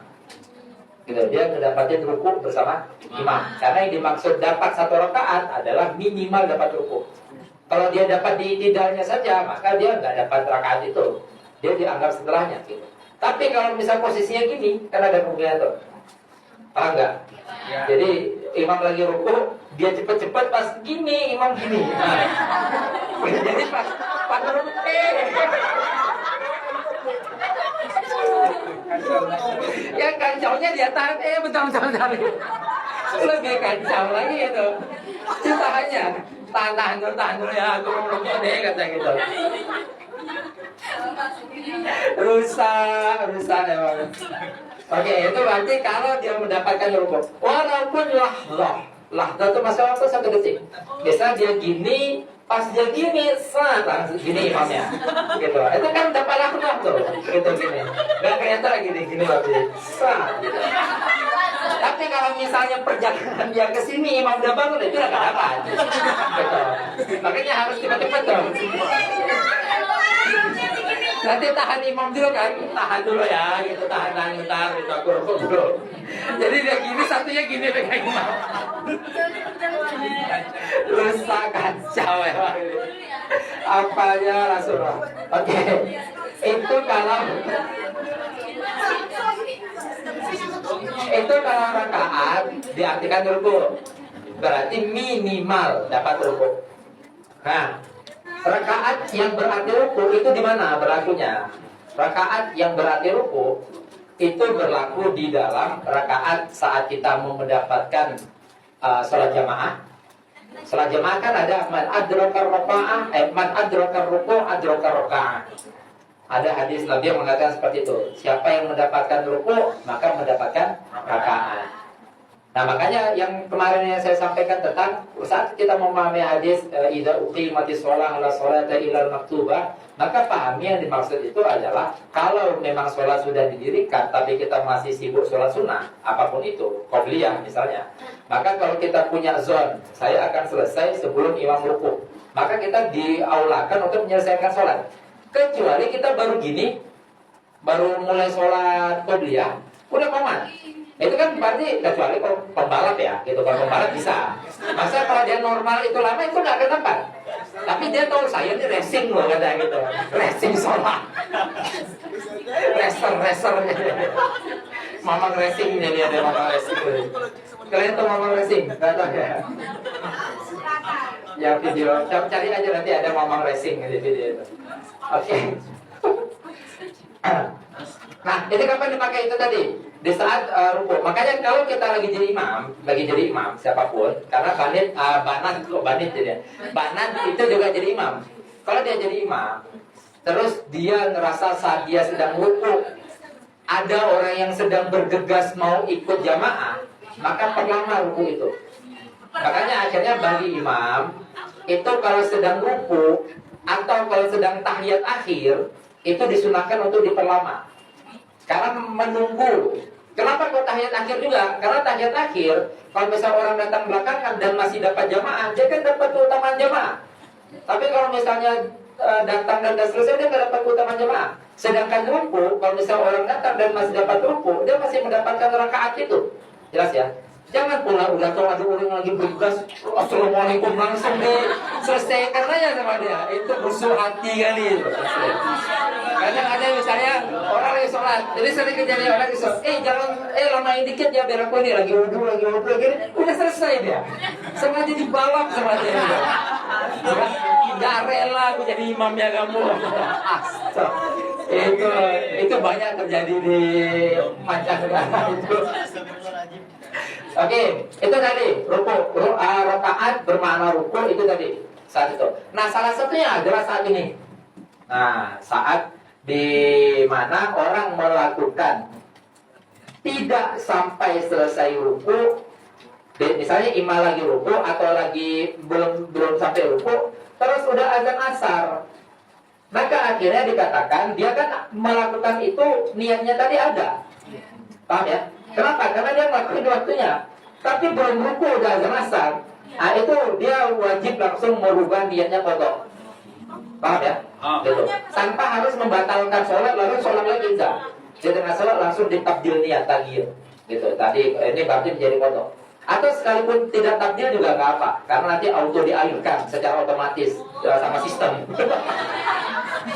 Sistemnya ada canggih, tenang aja gitu. Karena tanpa adanya juga ada tahu dia ngelakuin ini di luar waktunya, kayak gitu. Karena ada sama kodok itu nggak termasuk yang wajib ditakyin. Jadi di dalam niat, di dalam masalah niat itu ada 3 hal yang wajib didatangkan, kayak gitu, didatangkan. Yang salah satunya itu adalah fardiyah. Kita harus menjelaskan ini sholat fardu atau sholat sunnah, kayak gitu. Terus adalah al-qasdu. Al-qasdu itulah yang diwakili dengan usollinya itu tadi. Terus mentakin itu maksudnya apa? Ini sholat apa? Zuhurkah, asarkah, atau apa? Gitu, itu. Nah, sedangkan kodok sama adanya itu nggak termasuk yang wajib ditakin. Makanya tadi saya katakan sekalipun kayak itu tuh langsung sistem otomatis mengganti itu. Nah, berarti itu yang dimaksud rakaat di dalam ruku. Rakaat yang dilarikan kepada mana? Ruku. Terus emang ada rakaat yang maksudnya itu adalah sajdatain, 2 sujud. Berarti maksudnya dia dikatakan mendapatkan 1 rakaat kalau dia udah selesai 2 sujud. Berarti maksudnya apa? Udah bangun dari 2 sujud. Seperti yang jelas nih, ada. Yaitu apa? Yaitu di dalam permasalahan sholat Jumat. Jadi sholat Jumat itu adalah sholat yang paling kompleks itu. Dan itu diwajibkan bagi banin setiap minggu. Gitu, setiap minggu maksudnya seminggu sekali gitu ya. Iya sih, setiap Jumat. Oke, seminggu sekali gitu wajib. Itu kompleks. Pertama, khutbahnya harus sah. Terus khutbahnya itu harus sama wal isma, harus memperdengarkan dan dia dengar. Seperti itu. Yang harus diperdengarkan itu adalah rukunnya. Rukunnya itu harus diperdengarkan. Terus setelah itu, nah tadi kan saya sempat menyampaikan sholat yang wajib jamaahnya. Salah satunya adalah sholat muadah. Itu kan wajib jamaahnya. Kalau sholat yang wajib jamaahnya, maka niat jamaahnya juga wajib, sekalipun imam. Paham ya?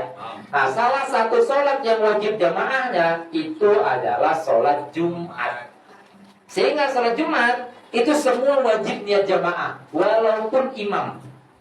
Yang tadi kita udah ngebahas bahwasanya terrealisasi jamaah itu cukup di dalam makmum saja, tapi dia itu selama imam, maka dia wajib untuk niat jamaah. Jelas? Nah, terus jamaahnya itu kalau dari kita ngikut mazhab Syafi'i yang 40 nih totalnya, maka 40 ini minimal, walaupun termasuk sama imam. Jelas nih? Walaupun termasuk jamaah. Minimal 40 ini melakukan sholat itu secara berjamaah. Gitu, minimal 40 orang ini melakukan sholatul Jumat dengan berjamaah. Makanya nanti makmum-makmum di dalam sholat Jumat itu kategorinya banyak. Gitu, ada kategorinya dia wajib sholat. Kalau sholat dihitung adat. Dihitung adat itu apa maksudnya? Sehingga kalau misalnya dia ikut sholat sehingga memenuhi kuota, maksudnya terhitung masuk ke dalam kuota. Paham ya? Gitu. Misalnya cewek itu nggak wajib sholat Jumat, tapi kalau sholat Jumat sah, itu udah menggugurkan sholat zuhurnya, kayak itu. Terus apakah dia dihitung dalam jumlah? Lah, paham ya? Misalnya orang ada beberapa nanti kategori, ada orang cowok itu dia wajib sholat Jumat, tetapi sekalipun dia sholat Jumat nggak terhitung dalam adat. Siapa? Yaitu orang yang tidak mustautin, istilahnya. Seperti kita semua di sini dari nisbat masjid itu kita nggak dianggap mustautin. Mustautin itu maksudnya adalah orang berkenegaraan itu, gitu. Sehingga kita semua wajib sholat. Tapi kalau kita sholat di masjid itu kita nggak terhitung dalam 40 adat yang wajib. Nggak dianggap, nggak terhitung. Yang terhitung siapa? Orang-orang Mesirnya. Makanya muskilah banget kita kalau bisa sholat di situ sebagian besarnya masih sir semua, gitu. Sampai ke dalam halaman-halaman Qadroni itu masih sir semua. Itu muskilah. Dalam mazhab Syafi'i itu sholat Jumatnya nggak sah. Tuh. Makanya beberapa senior kita, beberapa masyarakat sebenarnya sholat Jumat di Mesir ini termasuk sholat Jumat yang paling muskilah dalam perspektif mazhab Syafi'i.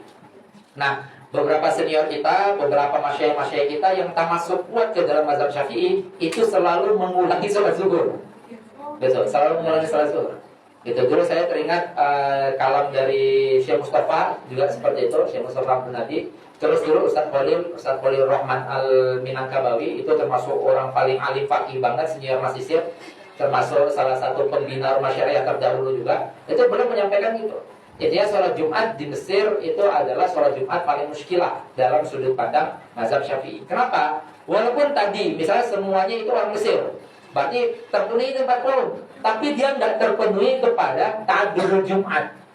Karena di sini jarak berapa meter udah nemu masjid, jarak berapa ini udah nemu masjid, kayak itu nggak diperbolehkan di dalam mazhab Syafi'i. Jadi nggak boleh ada ta'adzurul Jumat di dalam satu wilayah. Kayak gitu dalam mazhab Syafi'i, kecuali lil hajah. Masalahnya di sini kita kadang melihat ada masjid yang masih kosong, tapi terrealisasi sholat Jumat, ada yang udah penuh banget. Itu kan berarti yang kosongnya ini lil hajah. Berarti terjadi ta'adzur Jumatnya itu nggak lil hajah. Dan juga kalau misal terjadi ta'adzur Jumat, yang mana yang sah? Yang sah itu adalah yang takbir duluan. Itu kita nggak pernah tahu yang mana duluan. Itu berarti muskilah kan? Gitu. Muskilah bayangkan muskilah. Sholat Jumat itu muskilah kan? Oke. Itu terlalu jauh ya tadi. Tadi saya mau ngejelasin ini tadi. 40 orang ini intinya ada 40 orang yang mu'tad ya. Mu'tad yang dimaksud di situ adalah yang kehadiran dia itu dihitung. Gitu. Karena kehadiran kita memenuhi Masjid Qadroni itu nggak terhitung. Nggak terhitung sebagai 40-nya nanti. Tetapi orang-orang Mesir saja yang terhitung. Oke. 40-nya ini wajib sholat Jumat berjamaah semuanya. Dan minimal dia terrealisasi sholat Jumat berjamaahnya itu adalah 1 rakaat. Jelas kan nih? Minimal terrealisasinya sholat Jumatnya itu adalah 1 rakaat. Apa yang maksud 1 rakaat di sini? Sajdatain. Jadi waktu dikatakan sholat Jumat minimal 40 dan 40 harus niat sholat jamaah semua dan melakukan sholat Jumat. Apakah wajib sampai salam? Lah. Wajibnya itu sampai sajdata ini minimal wajibnya. Sehingga misalnya ada orang yang udah selesai sujud kedua dan dia berdiri, dia ngerasa lagi buru-buru, ini imam lama kali ini buru-buru, lalu dia akhirnya mufaraqah. Mufaraqah itu berarti sholat sendiri pisah, lalu menyelesaikan sendiri. Itu sudah dikatakan sebagai terrealisasi. Kecuali kalau misalnya jamaahnya 40 pas. Rakaat pertama belum sujud atau belum rukuk, gara-gara imamnya lama, ada salah satunya mufaraqah, batal semua jadinya. Paham ya? Jadi batal semua. Kenapa? Karena kurang jadi 39. Betul. Ini masih penting nih. Ada yang lebih parah nih. Yang lebih parah apa? Yang lebih parah apa? Misalnya 40 dia udah mengakhirkan, oh semuanya ikut sampai sujud kedua. Betul. Ya udahlah saya mufaraqah lah karena udah aman nih. Ternyata gitu mufaraqah, nah kan terhitung secara zahir udah aman. Hatta si dia yang mufaraqah aman, pulang. Ternyata waktu dia pulang, keadaan jamaah di masjid yang tadi dia tinggal itu gak baik-baik saja. Kenapa? Karena sebelum salam ada yang batal 1 orang. Sehingga ada yang batal 1 orang, semuanya jamaahnya batal, termasuk yang udah pulang tadi nih. Jadi dipanggil lagi, kamu tadi gak salat gara-gara tadi gak kelar sholat di masjid. Paham ya maksudnya ya? Berarti maksudnya 40 ini, 40 ini harus melakukan sholat jamaah gitu. Tapi minimal terrealisasinya itu adalah sampai 1 sajadah dengan saling semua. Cuman kalau misal sebelum salam ada yang batal, itu kan gak saling dari awal. Gak saling itu maksudnya gak selamat dari awal gitu. Jadi jelas? Nah ini tadi yang saya maksud, rakaat itu terkadang diitlakkan kepada ruku, terkadang diitlakkan kepada sajadah ini gitu. Nah Sesuatu akan dinamakan qada apabila melakukan ibadah di luar waktu, semuanya di luar waktu, atau sebagian besarnya itu dilakukan di luar waktu. Kenapa kok ada kata-kata sebagian besarnya di luar waktu? Karena memasang kemungkinan ada sesuatu dikatakan qada, tetapi dia memulainya di waktunya. Kebayang nih? Kayak yang tadi tuh, dia mulai belum ruku udah azan asar. Itu juga dikatakan qada.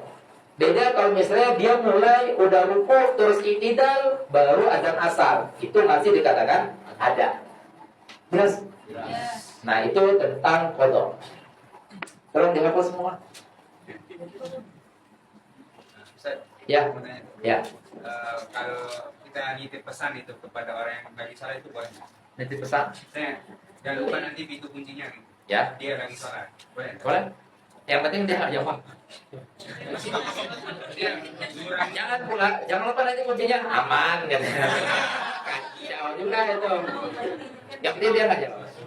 Makanya sebenarnya waktu dikatakan nggak boleh berkalam, nggak boleh berlafaz di dalam sholat, itu adalah lafaz yang mufhim, lafaz yang memberi makna.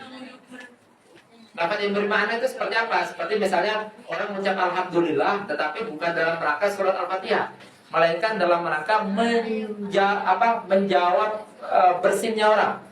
Gitu. Pas dia lagi baca al-fatihah misalnya, Bismillahirrahmanirrahim, Alhamdulillahirobbilalamin. Pas lagi itu misalnya, kalau alhamdulillah diniatkan ngejawab itu batal sholatnya.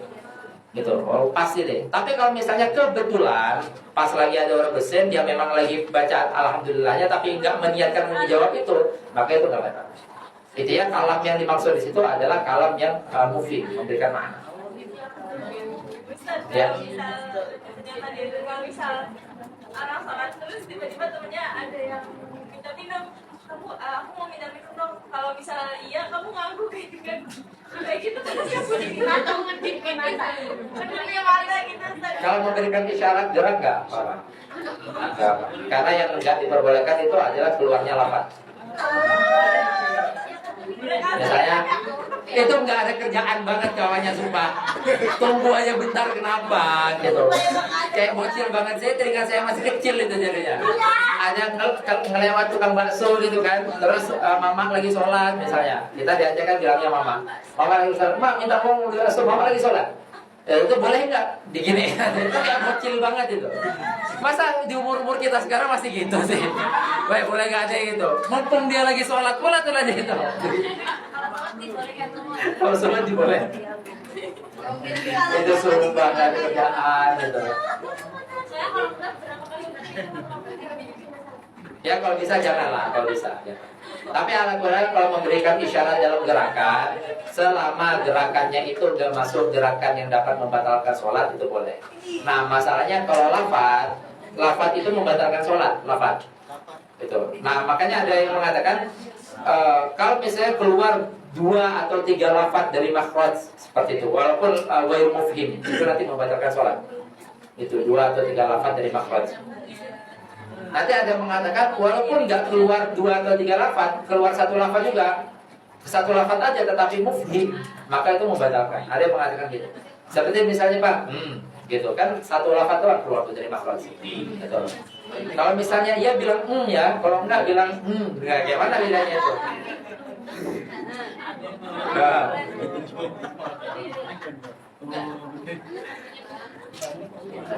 Sholat. Ya.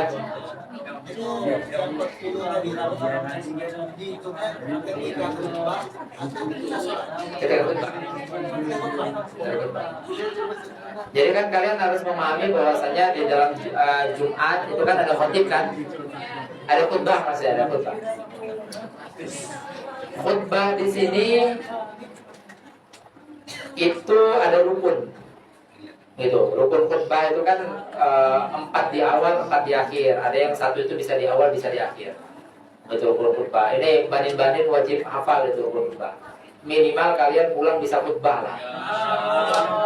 Makanya kan kalian ada pelatihan khutbah. Saya salah satu yang hal yang saya sangat berterima kasih dengan Rumah Syariah itu adalah karena di sini ada pelatihan khutbah.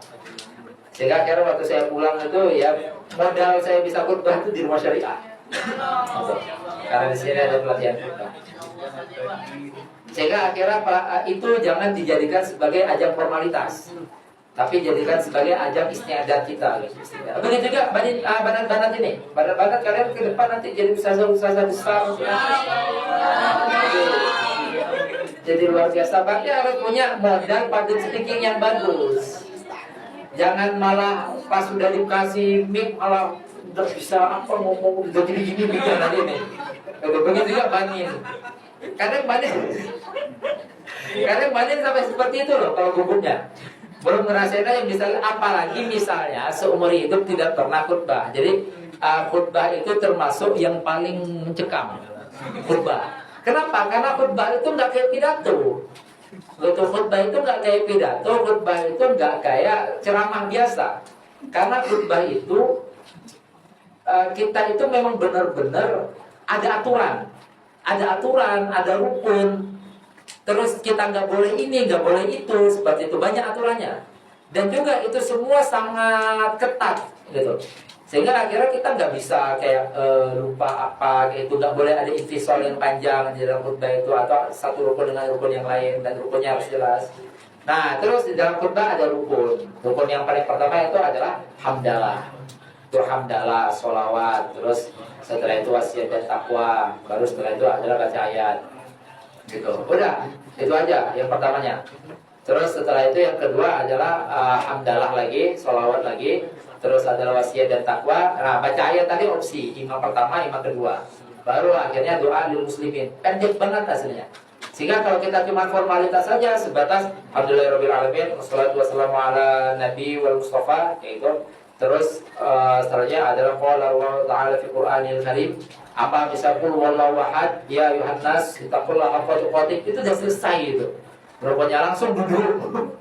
Duduk, setelah itu bangun lagi alhamdulillahirabbil alamin wassalatu wassalamu ala nabiyil mustafa. Terus setelah itu langsung aja ya ayuhan nas taqullaha haqqa tuqatih, langsung Allahumma ighfirlil muslimin wal muslimat, udah. Itu sudah selesai khutbah itu. Bagi orangnya itu lebih lengkap daripada panjang tapi nggak ada sholawat dia, nggak sah. Daripada panjang tapi nggak ada hamdalah dia, gitu, nggak sah jadinya. Oke. Nah terus tadi saat rukun khutbah yang semuanya itu wajib didengar sama 40 orang itu. Walaupun 40-nya itu termasuk diri dia sendiri. Itu wajib didengar. Berarti kan kadang kita muskilahnya gini.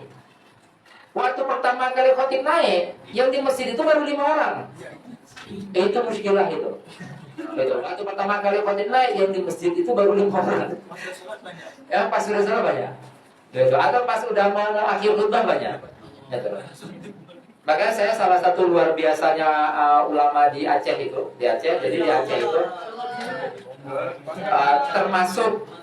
itu termasuk orang yang tamasuk mazhab Syafi'inya itu kuat di Aceh. Mazhab Syafi'i kuat. Nah, salah satunya di sana itu apa? Ada istihad di sana, istihad ulama-ulama di Aceh itu, yaitu khutbah itu 2 kali. Bukan sama duduk ya, maksudnya khutbah itu diulang. Jadi misalnya di awal dia udah hamdalah, udah sholawat, terus udah wasiat takwa, udah baca ayat, panjang dan sampainya. Sebelum mau duduk, dia ngulang semua rukun khutbahnya. Betul. Di sebelum duduk dia ngulang semua rukun khutbahnya. Sehingga akhirnya rukun khutbah yang dia baca di awal beserta semua yang panjang dia sampaikan itu formalitas untuk manggil orang. Baru sebelum mau duduk dia ngulang alhamdulillah wassalatu wassalamu ala dan seterusnya gitu. Itu dalam rangka apa? Karena kalau udah mau duduk, itu orang udah banyak yang datang. Karena di Indonesia itu notabene-nya kalau udah mau duduk, itu udah mau selesai khutbah. Beda dengan di Mesir.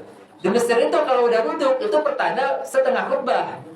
Karena khutbah kedua panjangnya sama seperti khutbah pertama, apalagi di Azhar. Masya Allah itu. Jadi kita misalnya masih maba-maba, udah mau duduk, udah duduk nih, obatnya udah mau selesai. Rupanya khutbah kedua, khutbah lagi dia ya. Gitu kan, ya memang khutbah 2 kali. Itu makanya di Aceh ada seperti itu, istilahnya itu mengulang khutbah.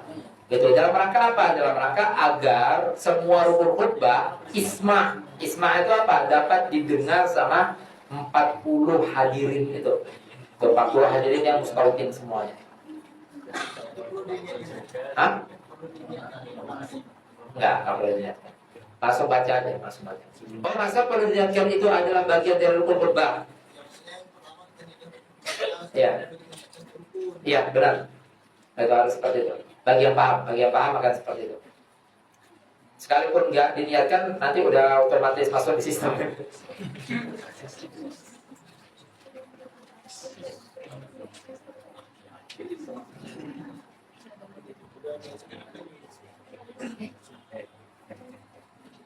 Oke, ini terakhir yang pertemuan kita kali ini. Mari kita langsung kita. Ringan kan materi hari ini kan? Ringan kan? Banyak HI lagi.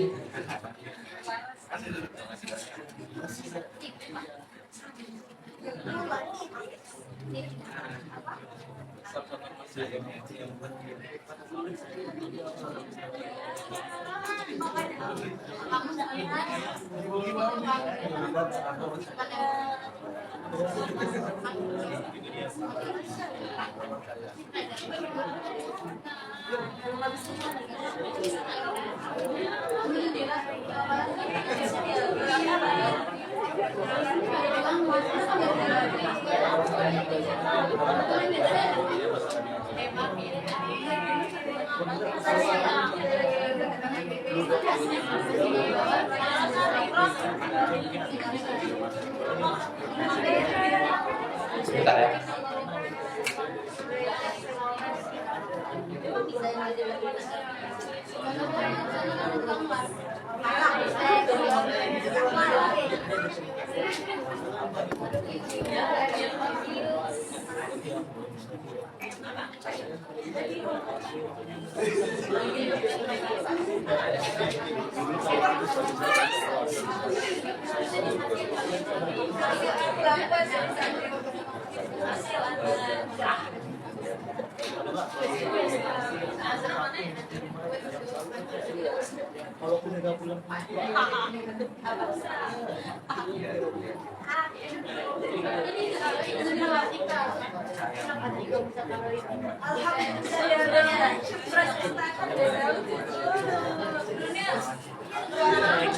Nggak mau, nggak ada dia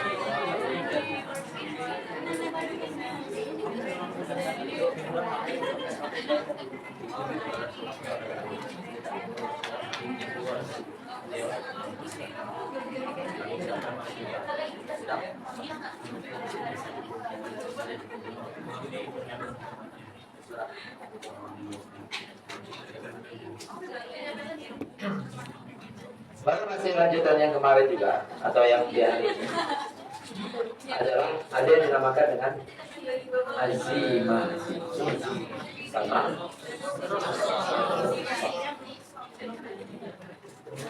ada yang dinamakan dengan azimah, ada yang dinamakan dengan azimah itu apa? Azimah itu adalah sifatul al-mu'akkad.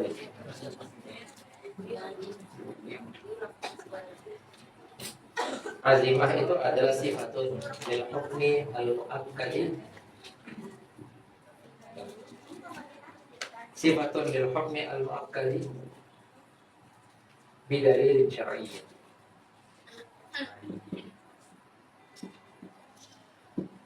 Bidalil syar'i.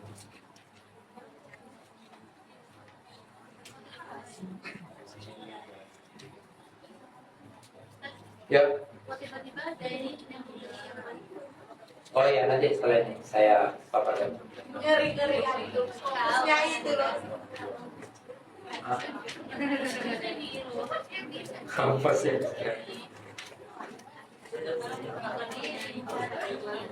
Oke. Sampai habis baterainya udah. Oh itu kesenggol itu. Habis. Hah? Cek. Lanjut besok ya. Oh yang si itunya. Ini nggak nyala. Oh iya. Lanjut besok. Nggak lanjut besok dong. Oh enggak tahu. Simpan. Dan nanti kan kedengeran cerita. Ada aja ya. Sifatun hukmi. At-tabit. Ini roksoh. Roksoh itu adalah sifat untuk hukum yang tabit ala khilaf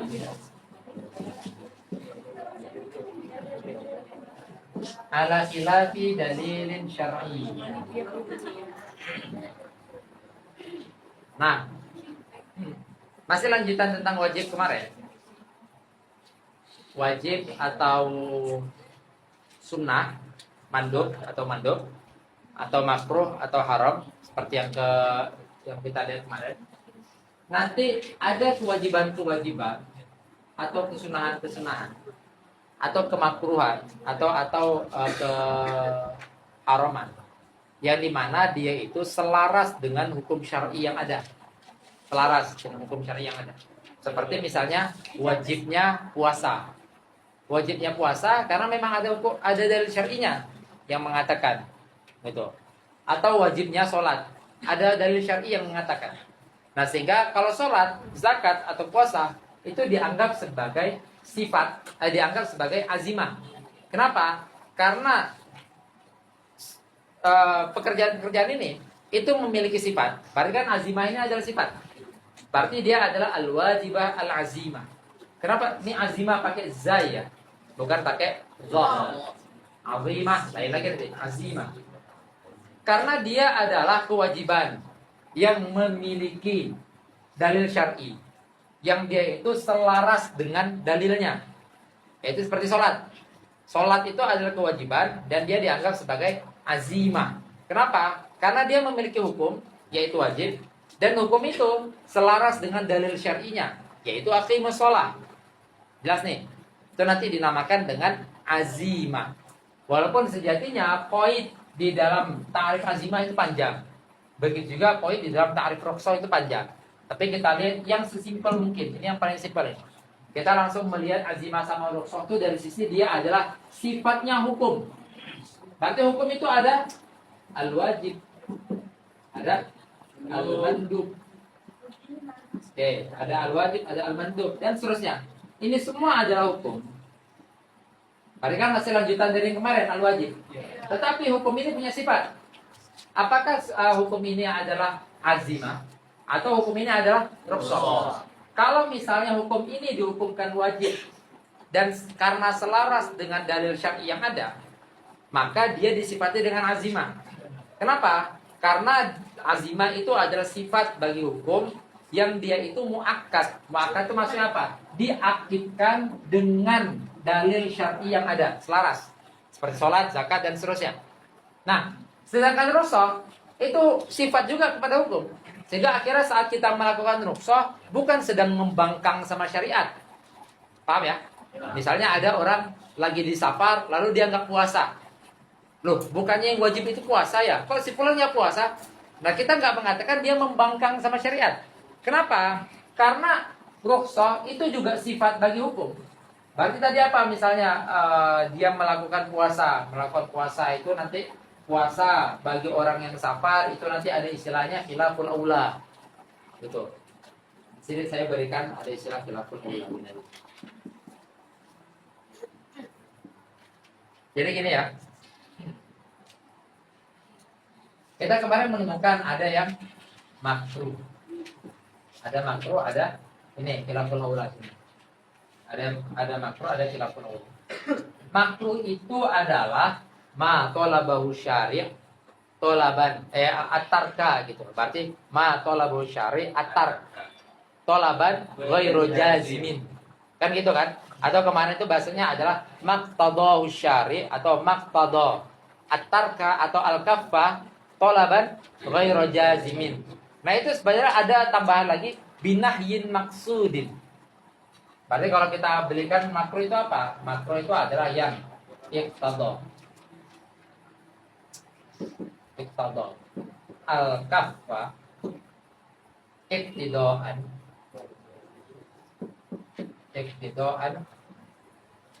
ghairu jazimin. Terus ada tambahannya lagi nih sejatinya, yaitu apa? Binahyin maksudin. Binahyin maksudin. Sedangkan kalau khilaful aula sama. Ini sama, sampai sini sama, sampai sini sama. Tapi di sininya binahyin ghairi maksudin.